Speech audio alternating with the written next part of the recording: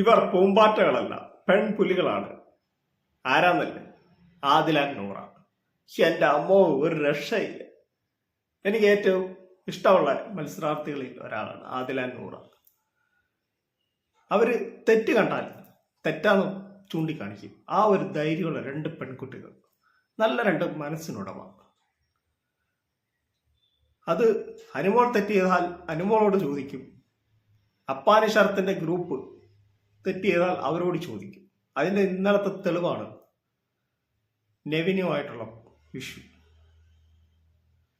നെവിനുമായിട്ടുള്ള issue അത് നമ്മളെല്ലാവരും കണ്ടതാണ്. ഒരു രക്ഷയില്ല. പ്രത്യേകിച്ച് നൂറയൊക്കെ ഇങ്ങനെയൊക്കെ സംസാരിക്കുന്നു. നമുക്ക് നൂറ ഒരു പാവമായിട്ട് എവിടെയെങ്കിലും കൂടുതൽ ആദിലിയാണ് സംസാരിക്കുന്നവര്. പക്ഷെ നൂറയാണ് ഇന്നലെ കൂടുതലും ഫൈറ്റ് ചെയ്തത്. പക്ഷെ അവര് തീയാണ് കേട്ടോ. പുലിക്കുട്ടികളാ, സമ്മതിച്ചിരിക്കാൻ പറ്റുക. പുലിക്കുട്ടികളാണ് ഇവര്, സമ്മതിച്ചേ പറ്റുള്ളൂ. പുലിക്കുട്ടികളായിട്ട് തന്നെ അംഗീകരിക്കണം. അതുകൊണ്ട് അവരോട് അധികം ആൾക്കാർക്ക് ഇപ്പൊ ഇച്ചിരി പേടി വന്നു മുട്ടാൻ പോയി തരാം. മനസ്സിലായി? ഇവർ രണ്ടുപേരും ഉണ്ട്. ഇവർ രണ്ടുപേരും നിന്ന് ഫൈറ്റ്, നിന്നടുത്ത് നിന്ന് അവർ ഫൈറ്റ്. രണ്ടുപേരും അതെ, ഇന്നലെ നമ്മൾ കണ്ടതാണ്. അത്രയും പേരോടിട്ട് ഫൈറ്റ് ചെയ്തു.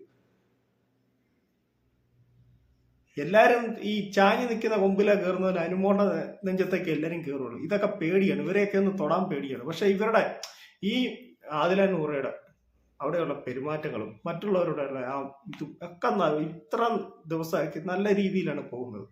ഒറ്റയ്ക്ക് ഗെയിം കളിക്കുന്ന രണ്ട് മത്സരാർത്ഥിയാണ് അവർ. ആരെന്ത് തെറ്റ് ചെയ്താലും തെറ്റാന്ന് ചൂണ്ടിക്കാണിക്കാനുള്ള ധൈര്യമുള്ള രണ്ട് പെൺകുട്ടികൾ.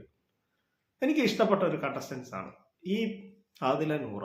ബിഗ് ബോസ് ഹൗസിൽ ആരോടും അധികം അടുക്കാതെ, ആരുമായിട്ടും അധികം കമ്പനിയാണോ എല്ലാവരുമായിട്ടും കമ്പനിയാണ്. എല്ലാവരുടെ അടുത്തും പോയിരിക്കും. അനുമോൾ തെറ്റ് കാണിച്ചാൽ അനുമോളോട് തന്നെ ഒരുപാട് കാര്യങ്ങൾ പറഞ്ഞിട്ടുണ്ട്. എടി അങ്ങനെ ചെയ്യണ്ട, ഇങ്ങനെ ചെയ്യേണ്ടതൊക്കെ.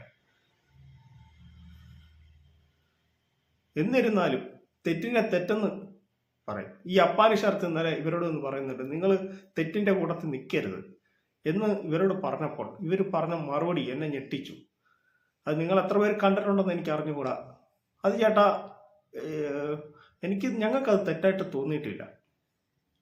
അനുമോൾ തെറ്റ് കാണിച്ച് ഞങ്ങളെ ചൂണ്ടിക്കാണിക്കും. നിങ്ങൾ തെറ്റ് കാണിച്ചപ്പോൾ ഞങ്ങളത് ചൂണ്ടിക്കാണിച്ചു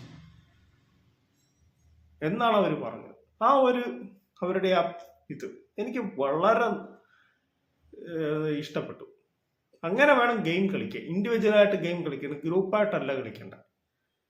ഇവർക്കറിയാം ഈ അനുമോളുടെ സംഭവമൊക്കെ. അവരവിടെ ദൃസാക്ഷികളാണ്. ഈ ജിസേല് തള്ളിയതും അങ്ങോട്ടും ഇങ്ങോട്ടും അനുമോള് ജിസേലിന്റെ ലിഫ്റ്റിക്ക് തേച്ചതും ഒക്കെ അവരവിടെ ദൃസാക്ഷികളാണ്. അവരവിടെ പറയുന്നുണ്ട് ഈ ജിസേൽ എന്നെ കാണിച്ചെന്ന് അവർ തന്നെ ചോദിക്കുന്നുണ്ട്. എനിക്ക് അവരുടെ രീതികൾ, അവരുടെ ഇതെല്ലാം എനിക്ക് ഇഷ്ടമുള്ള ആണ്. നല്ലൊരു മത്സരാർത്ഥികളാണ്. ആരോടും അധികമായിട്ട് ഇടപെടത്തില്ല.